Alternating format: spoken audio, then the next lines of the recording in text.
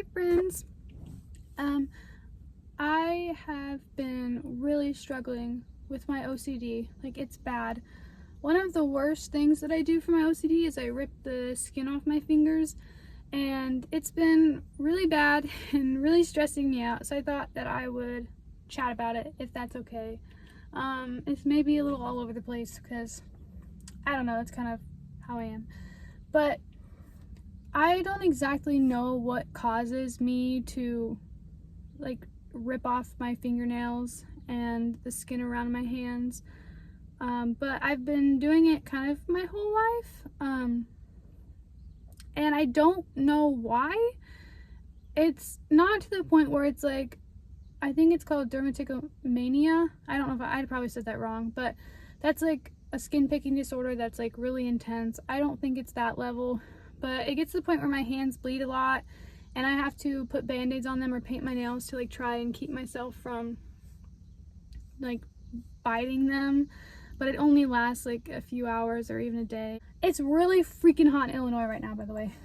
Anyways, and my other thing that I've always done with my OCD is I have like excessive hand washing, and I don't know where that comes from really, but I've always been like super cleanly person. Like, I love, washing my hands, and I do it all the time, but the thing is that really dries out my skin, so it makes the skin picking that much worse because it makes it easier.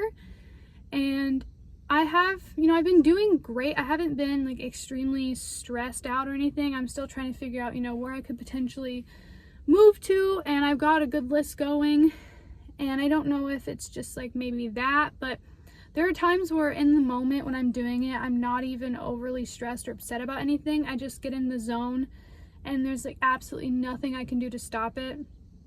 And it can be really embarrassing, especially if I'm in public or just with another person. And there have been times in the past where people have been like, just stop doing it, or, there's no need to, or that's gross. And I'm like, I understand, but that's not helpful. I know, some people are, saying that out of a place of like, hey, I want to help you out, what can I do? But, if it were that easy, then I would stop, obviously. So I just wanted to talk about, OCD and how it affects me personally, and like ways you could help somebody with it. I don't always know how to fix it for myself, which is totally normal. You don't always know in the situations, like when you're anxious or stressed or you got OCD or whatever, you don't always know what the cause is, and that's okay. But it's just good to notice, these behaviors so that you can try and figure out maybe where it's coming from or how to go about fixing it, finding a solution. I know that one thing that helps me when I'm extremely stressed or I'm, my OCD is like causing me to just get extremely frustrated and I can't get out of that bad headspace. I put my noise canceling headphones on. I usually wear them everywhere I go, and I just play Cave Town because for some reason Cave Town is just like super chill and quiet and calm. It completely shuts my brain off and I can just, exist in the moment, and I'm not worried about anything because I can't think about anything. So that's one thing that's helped me, especially last year and the year before. That was one thing I turned to a lot. Music always does that for me. My favorite thing to do in between working is listening to music and dancing. I love to dance. I'm not telling you that I know how, but I love to do it, and any opportunity I get, that's what I'll do. I love listening to music, especially like Madison Beer right now. I love her so much.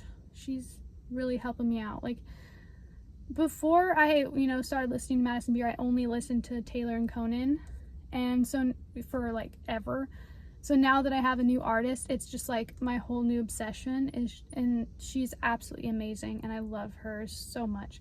So she's been like, her music has been really helping me work through the stress in my life. So if you find like an artist you like or a type of music, that's one thing that helps me get out of those difficult situations. Another thing would be to just go in nature. I was just currently, walking on a trail. That helps me a lot. That's one of my favorite things to do. And I often like to pick up trash as well because a lot of people litter. And so I pick up trash all the time. So that's something that makes me feel good. And so if you can find something like that that makes you feel good, you know, if that's like listening to music, reading, walking, you know, on a trail, or just hanging out with your friends, you know, whatever that is for you, you should absolutely do that. And if you don't know what that is yet, then that's totally okay. It's hard to find those things, and they may not work in every situation. You know, if you're really stressed out and you have music, you know, maybe it's not enough in some cases, and that's how it is for me. And in those situations, that's when I turn to medication. I take daily medication anyway, but I have kind of like an emergency medication for those times, and that also really helps because it's like quick and it works really well, and it makes me really tired and helps me go to sleep as well. So you can always try that route. But if you're not comfortable, you know, with medication, I get it. I wasn't going to suggest counseling. I think everyone should have a counselor because they're absolutely amazing. I just saw both of mine today. They are absolutely wonderful women, superheroes. I love them so much. They've been with me for like 5+ years, and they know me so well, and they love me so much, and they're amazing. But yeah, I've been really struggling with that. Like, the skin around my hands is really sensitive and it really hurts, and I'm always washing my hands, so that makes it hurt a lot worse. And it frustrates me not knowing where this comes from and not always knowing how to stop it. You know, I can put the band-aids on and all that, but it doesn't usually last very long, and as soon as it's healed up, I just get right back to it, and I can't figure out how to stop it. So if you notice someone, you know, who's going through something like that, it's not always going to be the same. There are helpful ways, you know, to like maybe distract them, you know, have a conversation with them, with that person, you know, try and get their mind off whatever it is that they're doing. Like, when I get stuck in the like picking out my fingers and like biting them, you know, there's like sometimes absolutely nothing that can get me out of it, and that's just how it is at sometimes. But you know, sometimes, you know, rerouting your mindset and putting your focus on something else can be a game changer. So if you can help someone do that, then you know that could really help them out. So I would definitely suggest that, or just like even having conversation about it, because it's not something that should be embarrassing. Sometimes it feels like it is, but it shouldn't. So there is that. That is one thing that, you know, I am always stuck on. Another thing about my OCD is I memorize like every single sign I drive by. Every single sign that was in like my elementary school, I could probably tell you where it is and what it says. When I get a sequence of numbers, that sequence of numbers will be in my head for hours and hours. And like when I got some testing done, I was given like a sequence of 15 numbers, and I could tell you like all of them in order backwards, what the fifth number was, or like what the first and last number was added together. Like, I could do all of that because like that sequence was going through my mind. You know, sometimes I can't go to sleep if I can't, you know, like turn my doorknob a certain way, or if I don't, you know, push a button like 5 times, then something bad's gonna happen. Or if my mom doesn't text me, then she's immediately in a car accident and she's dead and I'm gonna be alone. You know, those may seem like insane scenarios, but for me, those are always like the go-to. So you have to try and figure out, you know, okay, what is the likeliness of that being the, you know, what's going on? How can I change this way of thinking? How can I, you know, try and be more positive and, you know, give myself the space to like comprehend something without immediately jumping to worst case scenario? And that is really difficult, especially when you've not had a lot of luck in your life. Like, I haven't been super lucky. So, you know, I automatically assume sometimes things are gonna not end well. And that's not always the case. And if you live your life thinking that, then you miss out on a lot of amazing things.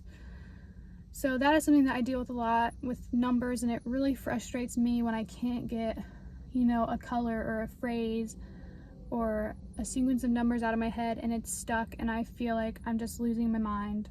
That's when I pull out the headphones, and if I don't have them, you know, I try and just focus on something else, or if I can go on a walk, I do that. I am allergic to grass though, so it's really unfortunate that my favorite thing to do is be in grass.